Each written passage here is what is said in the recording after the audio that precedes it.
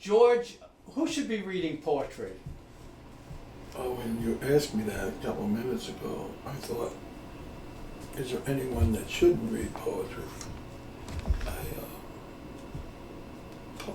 Poetry presents its own history in like a chain.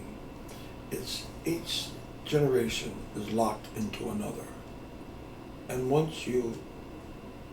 and that's what poetry should give you, that throwback in time, in a respect for those that preceded us, that gave us the platform we have today. I cannot imagine anyone not being encouraged to read poetry, because that's the most direct way. The Psalms in the Old Testament, can't beat those. Read the works of John Clare, and there's an echo of relationship there. And Clare and the Old Testament in regards to the earth.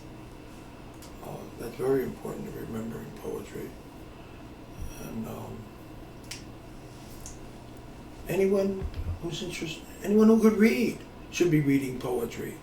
It's the way it's presented as if it's an esoteric subject designed for, can I tell you what my father used to say? And I've heard a few times other people, when he first discovered I was writing poets, fag-outs write poems. And I heard someone about a month ago address someone else in that language. And I thought that language was gone. And here it is, 50 some odd years later. Though I'm 80, but that's what my father told me when I was in my late 20s. And that type of attitude is still present. I don't know where such a thing comes from. The person who said that should be reading poetry.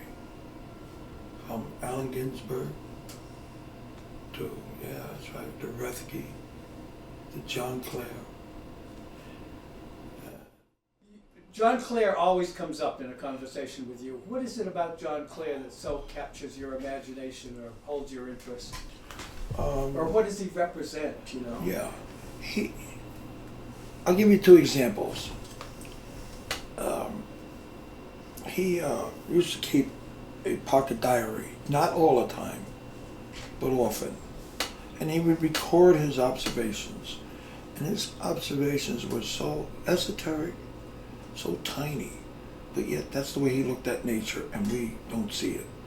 He goes along, walking along the path, and looks down, and there is a garden snail walking in a garden. I'd say walking in a garden, crawling. And he takes his pocket watch out, times it, and records in his diary it took 30 seconds for the snail to walk 1 inch. He's not out to prove anything, but simply state what he sees. And he got very upset when they started to put the trains throughout England. And Helpston was his hometown, and had to go through a marsh. And it was full of, not lilacs, orchids, wild orchids. And he was upset. They were going to tear it all out, and no one even gave it a thought. And it's that heartfelt, at times almost inarticulate in its intimacy with nature. That's what I would say about Clare. He never takes the bird out of where the bird is. He presents the bird where it lives and what it does.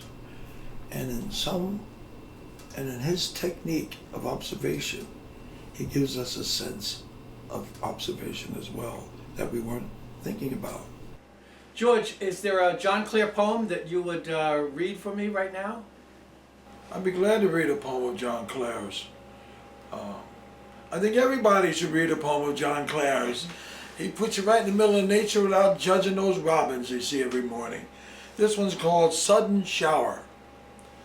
Black grows the southern clouds betokening rain, and humming hive bees homeward hurry by. They feel the change, so let us shun the grain and take the broad road while our feet are dry. Aye, there some dropples moistened in my face and pattered on my hat. It's coming nigh.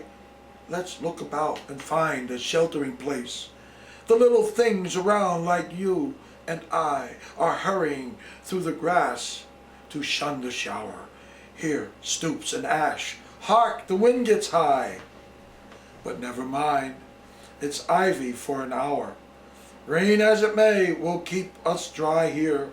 That little wren knows well his sheltering bower, nor leaves his dry house, though we come so near.